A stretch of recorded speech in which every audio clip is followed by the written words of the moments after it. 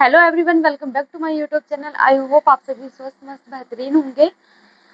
मेरा UP home guard का DVPST था आज, और इस वीडियो में मैं आपके साथ अपने एक्सपीरियंस शेयर करने वाली हूँ कि कैसा रहा मेरा DVPST, मैंने क्वालिफाई किया या फिर नहीं किया, और मेरा एग्ज़ाम किस शिफ्ट में और किस डेट को था, और मेरे टोटल कितने रो मार्क्स थे। ठीक है, इन सारी चीज़ों को मैं इस वीडियो में डिस्कस करने वाली हूँ। इस वीडियो को एंड तक देखिएगा और इस वीडियो को बिल्कुल भी स्किप मत कीजिएगा। सबसे पहले मैं आप लोगों को बताती हूँ कि मेरा एग्ज़ाम कब था।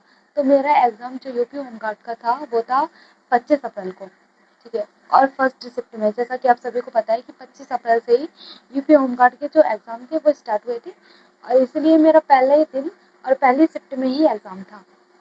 और आप सभी को पता है कि एग्ज़ाम का लेवल कितना ज़्यादा टफ था, पेपर बहुत ज़्यादा टफ आया था, लेकिन फिर भी मैंने 9 मेरे रॉ मार्क्स थे, मैंने अच्छा खासा स्कोर कर लिया है। फिर भी अच्छा स्कोर था मेरा, 69 रॉ मार्क्स थे। और थोड़ा नॉर्मलाइजेशन पता नहीं कितना मिला है, लेकिन फर्स्ट शिफ्ट थी और वैसे भी हार्ड था पेपर, तो नॉर्मलाइजेशन तो मिला ही होगा।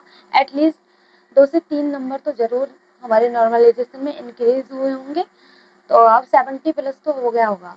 ठीक है, और वैसे भी मैं EWS कैटेगरी की फीमेल कैंडिडेट हूँ, तो हमारे EWS कैटेगरी की जो फीमेल कैंडिडेट हैं बुलंदशहर की, तो उनकी आई थिंक 52 कट ऑफ गई है, 52 कट ऑफ गई है, तो इसलिए मैंने इजीली उसे क्वालिफाई कर लिया था। और ठीक है, हमारा रिपोर्टिंग टाइम था 9 बजे, लेकिन हम 1 घंटे पहले ही पहुंच गए थे, यानी 8 बजे अपने सेंटर पे पहुंच गए थे DVPST के पे। हमारा रिपोर्टिंग टाइम 9 बजे था, लेकिन हमें एंट्री 8:45 पर ही दे दी गई थी। हमें कितने बजे वहाँ से छोड़ा था, तो हमें 7 बजे के समथिंग छोड़ा था। हम सभी 50 फीमेल थी, जिन्हें DVPST के लिए अपने होम डिस्ट्रिक्ट में ही बुलाया गया था।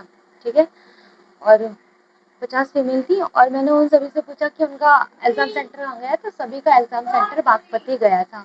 ठीक है, यानी हम सभी का एग्ज़ाम सेंटर बागपति गया था, और हम सभी 50 फीमेल कैंडिडेट थी, जिन्हें होमगार्ड के DVPST के लिए अपने होम डिस्ट्रिक्ट में बुलाया गया था, और सभी को क्वालिफाई हो गई, मतलब सभी की हाइट भी बिल्कुल फिट थी, यानी जितनी हाइट चाहिए उतनी सभी की हाइट थी, और वेट भी उतना था। एक फीमेल थी, उनके डॉक्यूमेंट में थोड़ी प्रॉब्लम थी, उनके OBC सर्टिफिकेट में शायद, फिर इसलिए उन्हें जर्नल में काउंट करने के लिए उन्होंने बोला था। सिर्फ यही प्रॉब्लम आई, बस उन्हीं जो दीदी थी, यानी वो कैंडिडेट जो थी, उन्हीं को थोड़ी प्रॉब्लम हुई थी उनके डॉक्यूमेंट्स के थ्रू। वो भी उनकी खुद की मिस्टेक थी, उन्हें फॉर्म भरने से पहले चेक करना था कि OBC सर्टिफिकेट हमें कितना पुराना लगाना चाहिए, यानी कितने पुराने वैलिड रहेगा। ठीक, अब मैं बता देती हूँ कि मैं DVPST में क्वालिफाई हुई हूँ या फिर नहीं। मैं DVPST में क्वालिफाई हो गई हूँ। ठीक है, क्योंकि मैं DVPST मेरा क्वालिफाई हो गया है, और ये बहुत बड़ी खुशी है मेरे लिए। अब DVPST क्वालिफाई हो गया है, रनिंग करनी है, क्योंकि फिजिकल आने वाला है, उसके लिए अच्छे से प्रिपेयर करना है।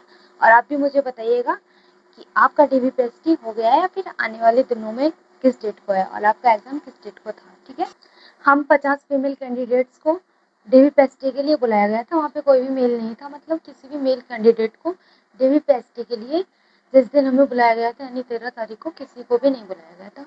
उस दिन सारी फीमेल्स कैंडिडेट थी, जिन्हें DVPST के लिए बुलाया था। ठीक है, और सभी 50 फीमेल कैंडिडेट्स में से मेरा DVPST का जो नंबर था वो था 46, यानी हमें बहुत ज़्यादा टाइम के लिए वेट करना पड़ा। 5 से 6 घंटे हमें वेट करना पड़ा, क्योंकि हमारा नंबर काफ़ी लेट था, यानी 46 नंबर था 50 में से। DVPST का नंबर था 46 था 50 में से, तो इसलिए हमें काफ़ी टाइम वेट करना पड़ा, और बहुत ज़्यादा स्लो प्रोसेस था, इसलिए बहुत ज़्यादा टाइम भी लग गया सभी को। लगभग 7 बजे में छोड़ा था। अच्छा एक्सपीरियंस था। ठीक है, और आप बेफिक्र होके जाइए, अगर आपका DVPST नेक्स्ट आने वाले दिनों में है, तो आपको ज़्यादा चिंता करने की कोई भी ज़रूरत नहीं है। अगर आपकी हाइट पूरी है और वेट भी पूरा है, फीमेल कैंडिडेट हो अगर आप, या फिर मेल कैंडिडेट हो आप, ठीक है, आपकी हाइट और जो चेस्ट वगैरह होती है वो सब ठीक है, तो आपको बिल्कुल भी टेंशन लेने की ज़रूरत नहीं है। ठीक है, आप क्वालिफाई कर लोगे DVPST, और अपनी रनिंग के लिए अच्छे से प्रिपेयर करो। ठीक है, क्योंकि अब मैं भी अपनी रनिंग के लिए प्रिपेयर करती हूँ, और मैं बता देती हूँ कि मेरी कितनी हाइट थी DVPST में, और मेरा वेट कितना था, तो वेट था 42.5 kg और हाइट थी 152.1। अब आप मुझे ये भी बताइएगा कि आप में से कितने लोगों ने यूपी कांस्टेबल का एग्ज़ाम भी दिया है और आपके कितने मार्क्स बन रहे हैं और किस शिफ्ट में आपका एग्ज़ाम था, ठीक है? तो अपने मार्क्स मुझे ज़रूर बता के जाना कमेंट बॉक्स में कि आपके टोटल कितने मार्क्स बन रहे हैं और आप किस कैटेगरी से बिलोंग करते हो, ठीक है?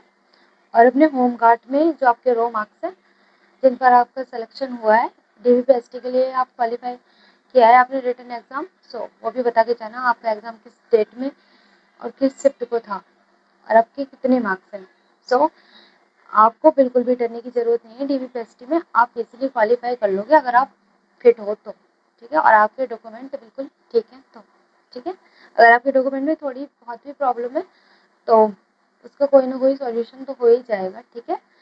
क्योंकि वो जो फीमेल कैंडिडेट थी वो ओबीसी कैटेगरी की थी, उनका ओबीसी सर्टिफिकेट जो था वो उन्होंने एक फिक्स टाइमिंग दे रखी थी कि फॉर्म भरने से पहले इतने दिन पहले आपका जो भी सी का सर्टिफिकेट या फिर कोई भी सर्टिफिकेट है वो बना होना चाहिए, और उनका जो ओबीसी का सर्टिफिकेट था वो उस डेट के अकॉर्डिंग नहीं बना हुआ था, इसलिए उन्होंने बोला कि आपको अब जनरल कैटेगरी में काउंट किया जाएगा, ठीक है? सो आप सभी को all the best. I hope आप सभी भी क्वालिफाई कर लोगे होमगार्ड का डीवीपीएसटी और अपने रनिंग की तैयारी करोगे और फाइनल सिलेक्शन लोगे, ठीक है? तो प्लीज़ मुझे बता के जाइएगा कि आपका यूपी पुलिस कांस्टेबल में आपका एग्ज़ाम किस डेट को और किस शिफ्ट में था और आपके टोटल मार्क्स कितने आंसर के आने के बाद, ठीक है? So thank you for watching. Don't forget to like share and subscribe our YouTube channel.